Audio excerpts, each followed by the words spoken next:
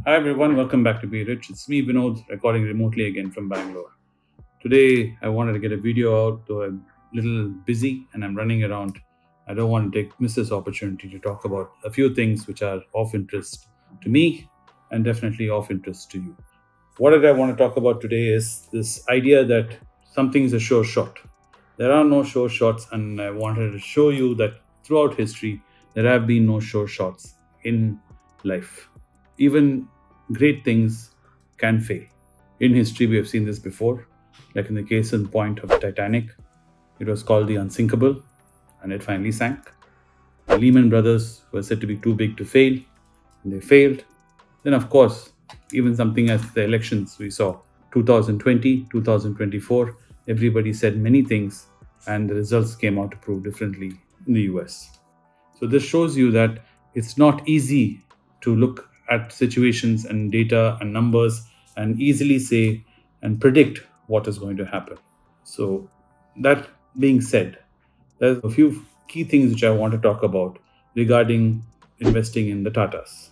We have always had this notion, especially me and my brother, that we have been talking about Tatas and how everything is great and everything is fine and how the corporate governance and the history of the Tatas, and we've gone on and on about it.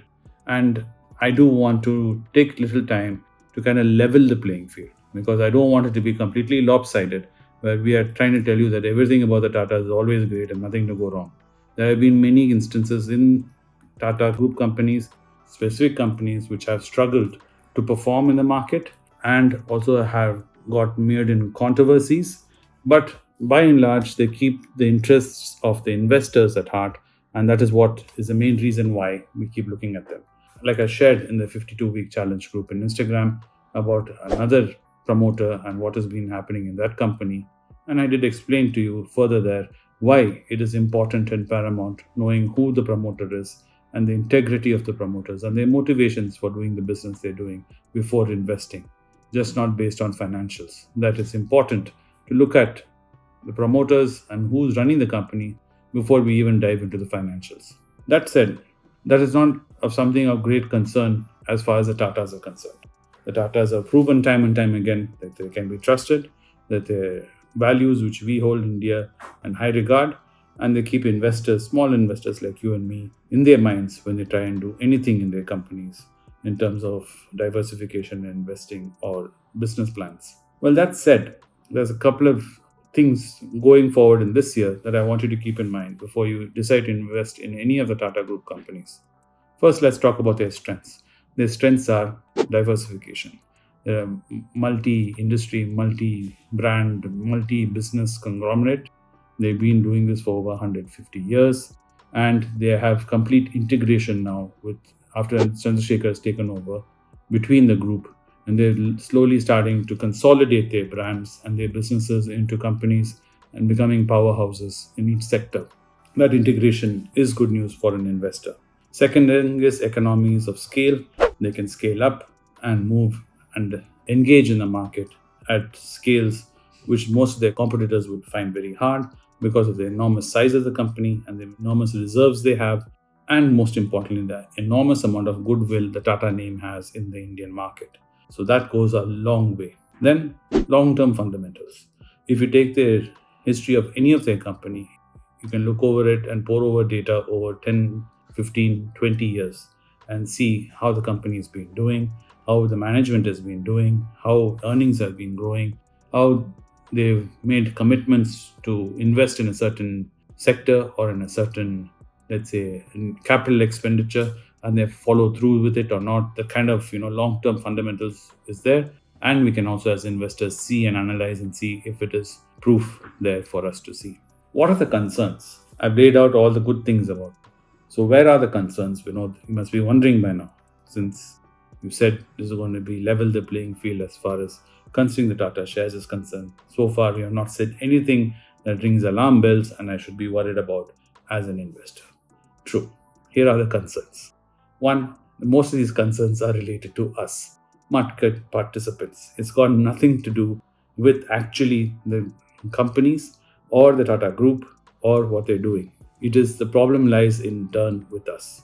We seem to be having this doe-eyed vision that is Mr. Market, of anything related to Tata. So what does that mean? We have been valuating their stocks at extremes.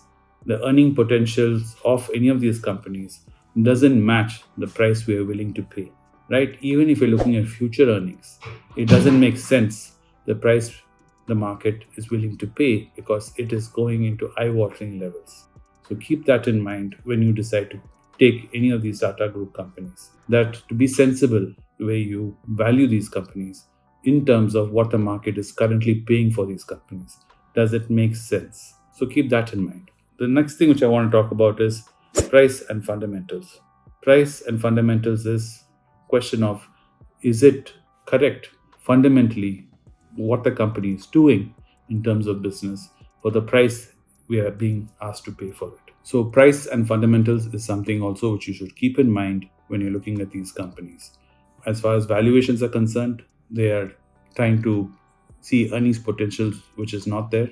In terms of price and fundamentals, what the company is fundamentally intrinsically worth, does the price match those intrinsic fundamentals? Of course, intrinsic fundamentals does include a lot to do with management and all that. But like I said, in Tata's case, we don't have to worry about that. But looking purely in terms of financials and where the balance sheet is currently, does the price make sense is what you'll have to look also. Third thing you must keep in mind, this relies not only applies to Tata's, it applies to all markets and all companies participating in markets, is markets are unpredictable. For no reason, like Dr. Reddy is being beaten in the market, suddenly it can become a darling again and can start soaring again. This can happen with Tata companies too. Like Tata Motors right now. There's fundamentally nothing wrong with the company. They're doing very well. The product ranges are improving. The group itself has put its weight behind the brand and the company, and they're offering new products, and they're given a complete roadmap where they want to go in a few years, and also the separation of the commercial and passenger division to unlock value for investors. All that is good news. But the market doesn't seem to be thinking it is of value of that price right now. Why? I cannot say. Do you see value? That is something you have to decide for yourself and come to a conclusion. I see value in it. I always look at it and think, makes sense to me. And considering all the assets which are owned by Tata Motors itself, when the company breaks into two, more value is going to be unlocked for me as a shareholder. That is my personal opinion. You will have to take a call on this yourself and see if it makes sense to you. And in talking about market unpredictability, let's remember what Howard Marks also said. Even in the US, the S&P 500 is 25% higher than the earnings over the last 40 years. They've been tracking data to see how much higher than the earnings as S&P 500 moved away. It's moved 25%, which it hasn't done in the last 40 years, which is a remarkable break if you look at law of averages, and 6 times higher than the growth rate. These, what they tell you is, market right now is swinging hard to one side. When we have something known as an average or a median, it is an average of 2 or 3 or 10 or 100, but it's on both sides of that number. So remember that when someone says the average is 50 and right now it's at 70 or 80, that means it is prudent to know that there has been times in history where it has been below 50 for an equal number of days or time for you to get an average of 50. So keep that in mind when you see these things in the market, the prices in the market, and when you see the PE historical or the P/buy ratio historically, to keep this in mind, the earnings, where it is, and if it makes sense. So what are the key things to do in the coming year as far as these stocks are concerned, the Tata Group stocks and other company stocks, this can be applied for all of them, is 1, diversify.